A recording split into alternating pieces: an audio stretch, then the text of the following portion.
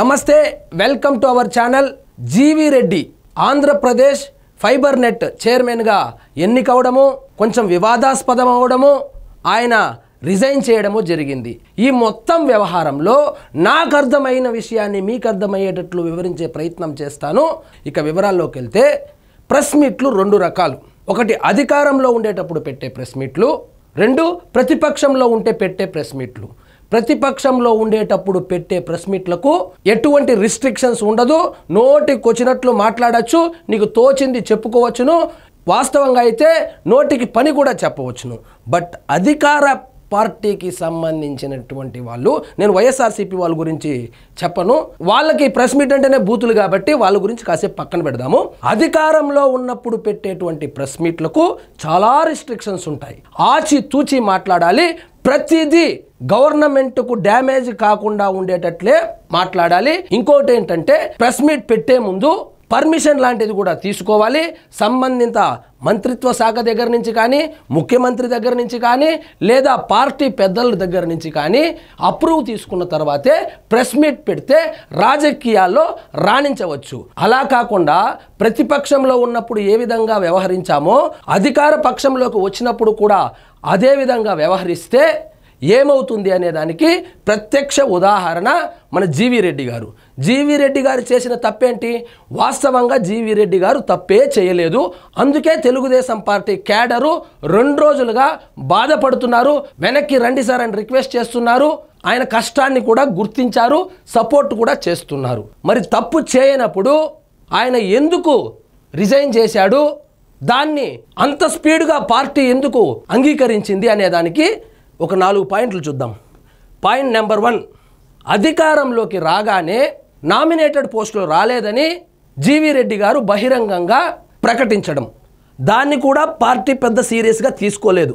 సీరియస్గా తీసుకోకపోగా next list ఆయనకు చాలా ప్రతిష్టాత్మకమైనటువంటి ఫైబర్ నెట్ కార్పొరేషన్ ఇవ్వడం జరిగింది. నెంబర్ 2, ఇచ్చిన తర్వాత ఆయన వర్క్ చేయడం స్టార్ట్ చేశాడు. చేసి అందులో జరిగినటువంటి అవకతవకలను, అందులో దాదాపు 450 మందికి వైఎస్ఆర్సీపీ కార్యకర్తలను ఎంప్లాయీలుగా చేసుకొని, వైఎస్ఆర్సీపీ నాయకుల ఇంట్లో డ్రైవర్లకు, పని మనుషులకు ఈ ఫైబర్ నెట్లో నుంచి శాలరీలు ఇస్తున్నారని, ఆ 450 మందిలో చాలామంది వైఎస్ఆర్సీపీ కార్యకర్తలే ఉన్నారని బహిరంగంగా ప్రకటించాడు. ఇలాంటివి ప్రకటించినంత వరకు ఓకే. దాని తదనంతర పరిస్థితులు ఏమైందంటే, వాళ్ళని తొలగించాలని నిర్ణయం తీసుకున్నాడు. ఇక్కడ ఈయన ముఖ్యమంత్రి పర్మిషన్ తీసుకున్నాడో లేదో మనకు తెలియదు, కానీ ముందుగా ప్రభుత్వంతో చర్చించిన తర్వాత ప్రెస్ మీట్ పెట్టాలి, కానీ డైరెక్ట్గా ప్రెస్లోకి వచ్చి చెప్పడము రెండో తప్పు. ఇక మూడో తప్పు ఏంటంటే, ఇవి తప్పులుగా కనిపించకపోవచ్చు, కానీ పార్టీ దృష్టిలో చూస్తే పార్టీ పెద్దలతో చర్చించిన తరువాతే నిర్ణయం తీసుకొని ప్రెస్ మీట్ పెట్టి ఉండాల్సింది.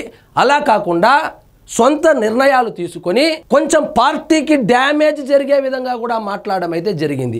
ఆ 450 మంది ఎంప్లాయీస్ని నేను తొలగించమని చెబితే కూడా ఆ ఐఏఎస్ ఆఫీసర్ ఎవరో ఉన్నారో ఆయన పట్టించుకోవడం లేదు. ఆయన గత ప్రభుత్వానికి అనుకూలంగానే పనిచేస్తున్నాడు. అదేవిధంగా తొలగించకపోవడం ఒక ఎత్తు అయితే, ఆ 450 మంది ఎంప్లాయీస్కి 2 నెలలుగా శాలరీలు కూడా ఇచ్చాడని మరొక ప్రెస్ మీట్ పెట్టి ముఖ్యమంత్రికి అధికారుల మీద కమాండ్ లేదు అన్నటువంటి సందేశాన్ని అయితే జనాల్లోకి వెళ్ళేలాగా మాట్లాడడం జరిగింది. దాని మీద సీరియస్ అయ్యి ఈ తదనంతర పరిస్థితుల తర్వాత ఈయనే చంద్రబాబు గారిని అపాయింట్మెంట్ అడిగాడా, లేదా చంద్రబాబు నాయుడు గారే పిలిపించుకున్నాడా, పిలిపించుకొని ఏం మాట్లాడాలో, లోపల ఏం జరిగిందో మనకు తెలియదు. రాగానే 4వ తప్పేం చేశాడు, నేను రాజీనామా చేస్తున్నాను అన్నాడు. మీరు కనుక కార్పొరేషన్ చైర్మన్ పదవికి రాజీనామా చేసి ఉంటే బాగుండేది. అలా కాకుండా కార్పొరేషన్ చైర్మన్ పదవికి అధికార ప్రతినిధి, అదేదో అఫీషియల్ స్పోక్స్ పర్సన్ అనుకుంటా ఆయన, దానికి పార్టీ సభ్యత్వానికి కూడా మీరు రాజీనామా చేసి ఏం సంకేతం ఇద్దామని ఆ విధంగా చేశాడో తెలియదు మనకు. ఈ 4 తప్పులు కానప్పటికీ పార్టీ దృష్టిలో, ప్రభుత్వం దృష్టిలో క్రమశిక్షణ అని ఒకటి ఉంటుంది. ఆ క్రమశిక్షణను ఉల్లంఘించినట్లయితే ఈ 4 పాయింట్లలోనూ జీవి రెడ్డి గారు క్రమశిక్షణను ఉల్లంఘించినట్లయితే కనబడతా ఉంది. కాబట్టి క్రమశిక్షణలో భాగంగానే మందలిచ్చినట్లు తెలుస్తూ ఉంది. దాన్ని చాలా పర్సనల్గా తీసుకొని జీవీ రెడ్డి గారు అయితే రిజైన్ చేశారు. పార్టీ సభ్యత్వానికి మరియు పోస్టులకు కూడా చేశారు. ఇది 4 మీకు తప్పులుగా కనిపిస్తుందా? ఎవరు తప్పు ఎవరు ఒప్పు అని మీరు కామెంట్లో తెలియజేయండి. అదేవిధంగా ఏ పార్టీలోనైనా క్రమశిక్షణ అనేది ముఖ్యము. ఇన్ని తప్పులు చేసినప్పటికీ జీవీ రెడ్డి లాంటి అతన్ని వదిలిపెడితే జీవీ రెడ్డి లాంటి వాళ్ళు నియోజకవర్గానికి ఒకరు తయారవుతారు. ఇష్టానికి ప్రెస్ మీట్లు పెడతారు, ఎవరికి నచ్చింది వాళ్ళు చెప్తారు. న్యాయం ఉండవచ్చు గాక వాళ్ళనంతా ఎవరు కంట్రోల్ చేస్తారు? అప్పుడేమవుతుంది? అధికార పార్టీనే అల్లకల్లోలం అవుతుంది. సో ఈ ప్రెస్ మీట్లే జీవీ రెడ్డి గారి కొంప ముంచినట్లయితే నాకు కనబడుతుంది. ఇదండి ఈరోజు మన టాపిక్. మీకు ఈ వీడియో నచ్చినట్లయితే లైక్ చేయండి, షేర్ చేయండి, ఛానల్ మాత్రం సబ్స్క్రైబ్ చేసుకోవడం మర్చిపోవద్దు.